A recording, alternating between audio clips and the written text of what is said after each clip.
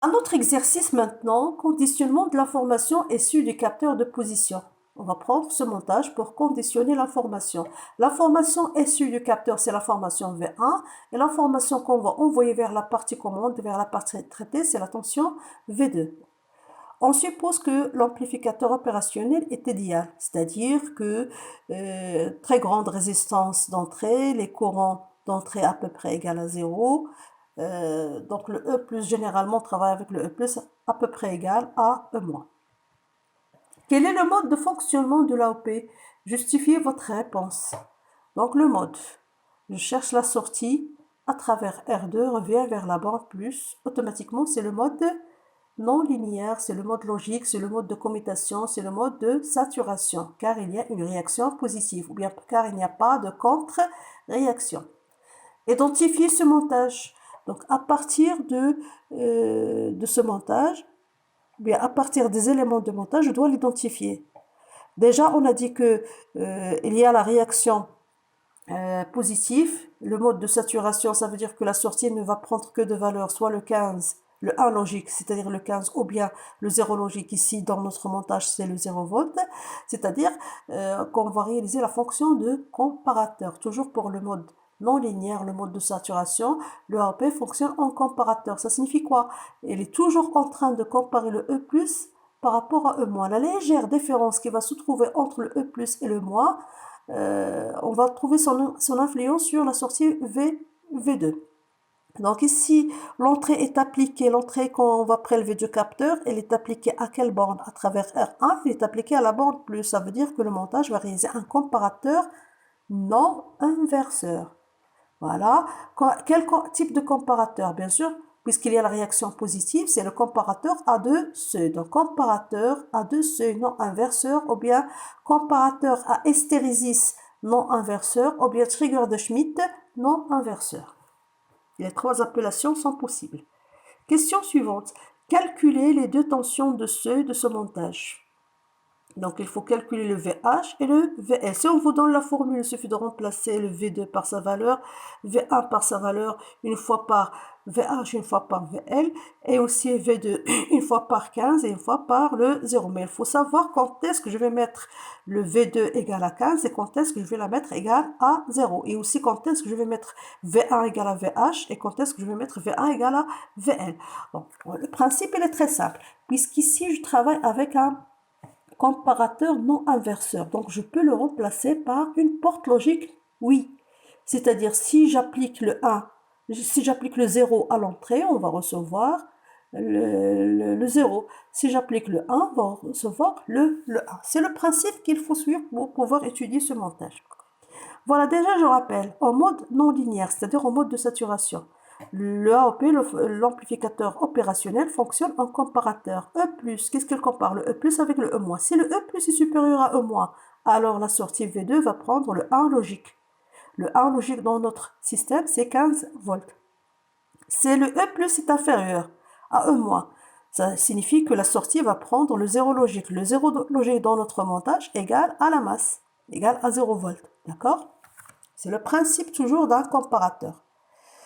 D'après le montage, je peux chercher à quoi est égal le E+, et à quoi est égal le E-. Donc pour le E+, et le E-, même principe. Ici, je peux représenter toujours. Donc je peux représenter le E+ et le E-. C'est le E+.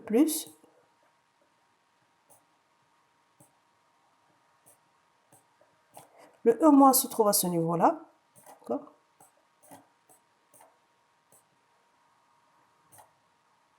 C'est le E-. Donc je remarque que le E- directement, il est égal à 0. D'accord? Il est relié directement vers la masse. Le E-, elle est égale à 0. Pour le E+, qu'est-ce que je peux appliquer ici? Deux possibilités. Le E+, il est branché à travers R1 vers VA et aussi à travers R2 vers V2.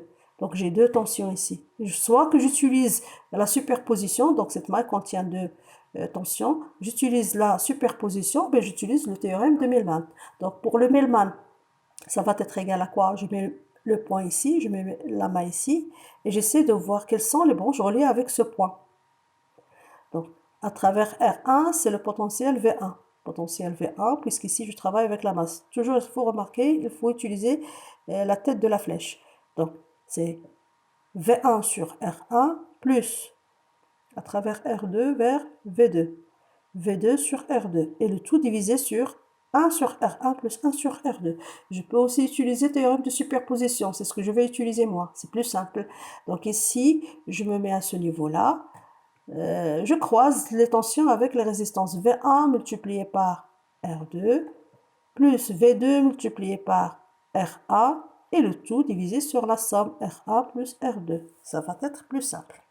Si on a deux tensions dans la maille, c'est plus simple d'utiliser la superposition. Si on a plusieurs tensions, on préfère utiliser le Millman. Voilà, donc le E plus égale V1 R2 plus V2 R1 sur R1 plus R2. Théorème de superposition, c'est ce qu'on a utilisé ici. D'après ce qu'on a donné ici, la comparaison entre le E plus et le E moins, la valeur de E moins, la valeur de E plus. C'est-à-dire que je remarque que la valeur de E moins, elle est fixe à 0. Et la valeur de E plus, elle est variable. Selon V2 qui va prendre de valeur, soit 15, soit 0, et aussi en fonction de V1. V1, c'est l'information qu'on va prélever de capteur. Elle peut augmenter, elle peut diminuer. Donc, ça va entraîner l'augmentation et la diminution de E+. E+ augmente et diminue. Elle est comparée toujours avec quoi? Elle est comparée avec le E-, c'est-à-dire que on va réaliser la comparaison entre le E+, et la valeur de E-, c'est le 0. E+ supérieur à 0, E+ inférieur à 0. Donc, à chaque fois que le E+ arrive à 0, elle la dépasse légèrement, elle va y avoir basculement. C'est le principe ici. Bon, quand est-ce qu'il va y avoir le basculement? Le basculement aura lieu lorsque la tension d'entrée va atteindre VH, lorsque V1 augmente, et lorsque V1 diminue, lorsque V1 atteint la valeur VL. Donc, c'est très simple.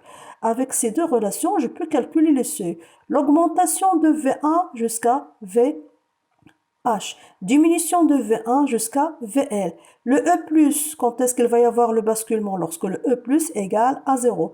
Et il me reste uniquement de définir le V2. Comment je vais définir le V2? Bon, pour définir le V2, je vais essayer de voir quel est le type qu'on a réalisé ici de comparateur. C'est le non-inverseur. À partir de ces relations, on peut déduire à quoi est égal VH et à quoi est égal VL.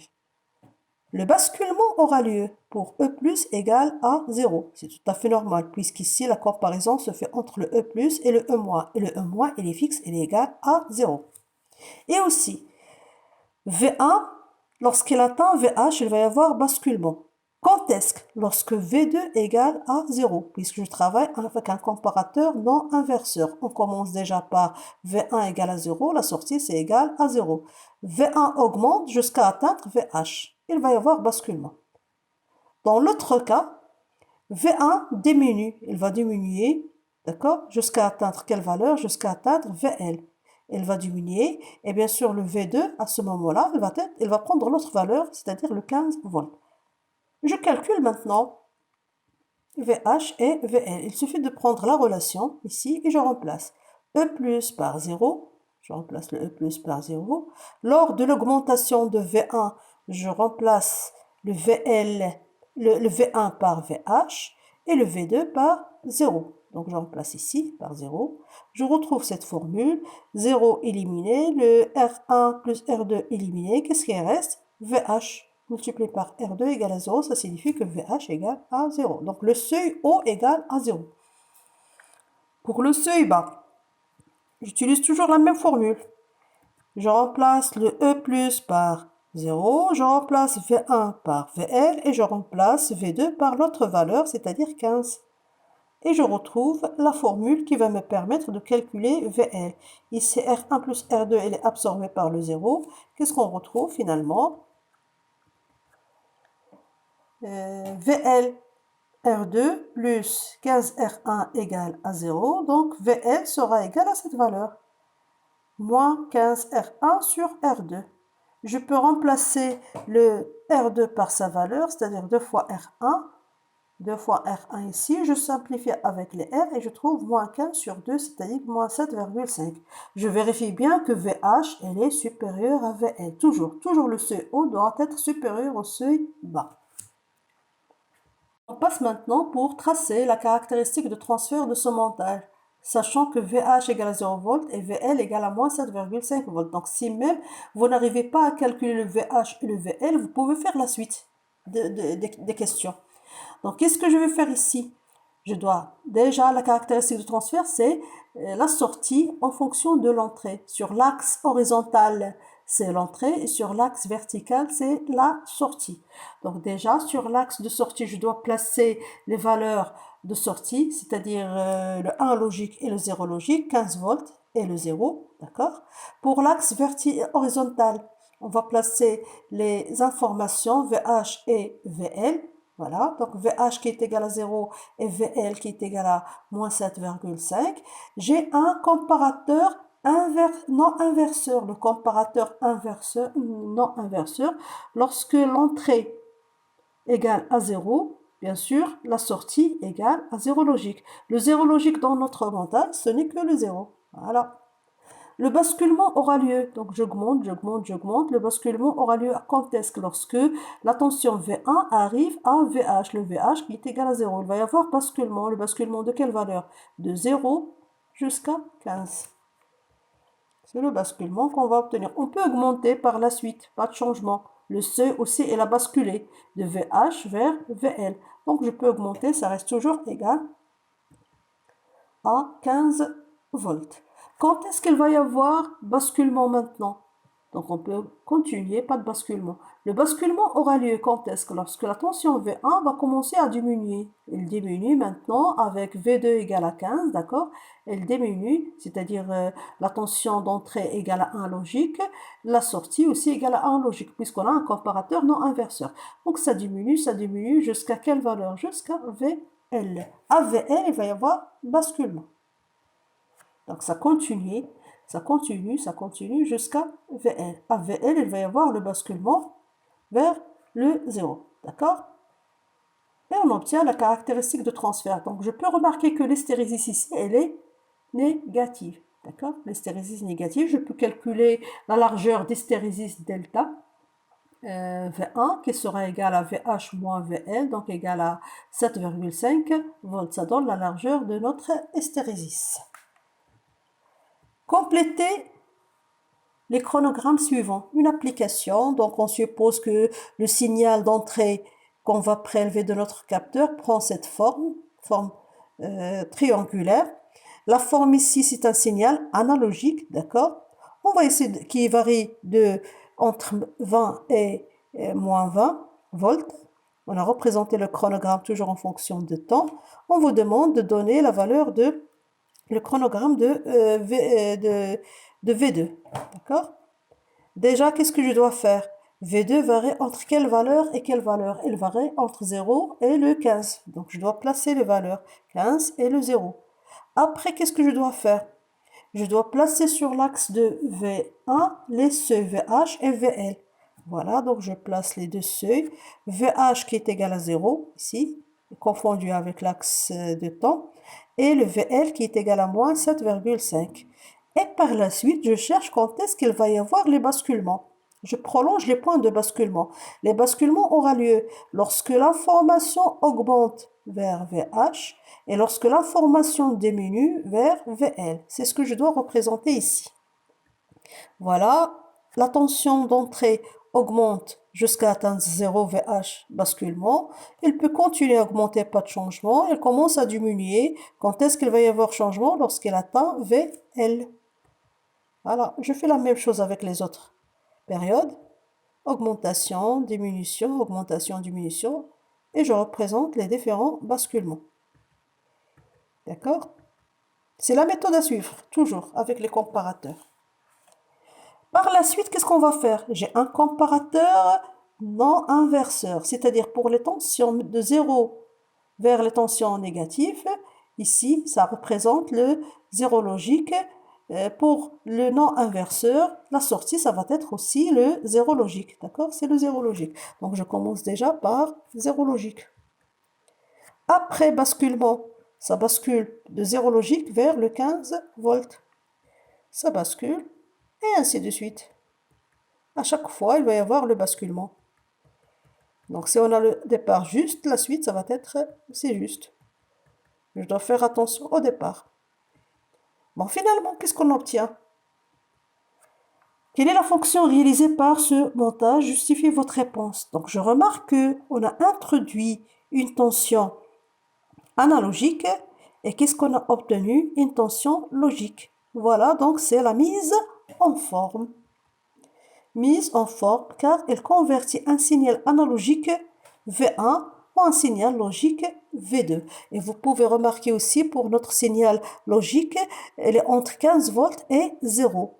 Donc le fait qu'on a alimenté l'amplificateur opérationnel entre 15 volts et 0, ça donne l'information positive.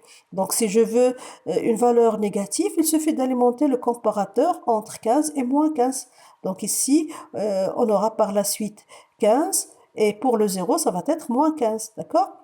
On peut utiliser aussi les portes logiques, les portes TTL et CMOS trigurisées. Avec les portes logiques, on obtient toujours la forme des valeurs positives. Il n'y a pas de valeur négative. Donc le 0 et le 1 logique positif. Bon, j'ai terminé l'exercice. Vous allez retrouver toujours les fichiers PDF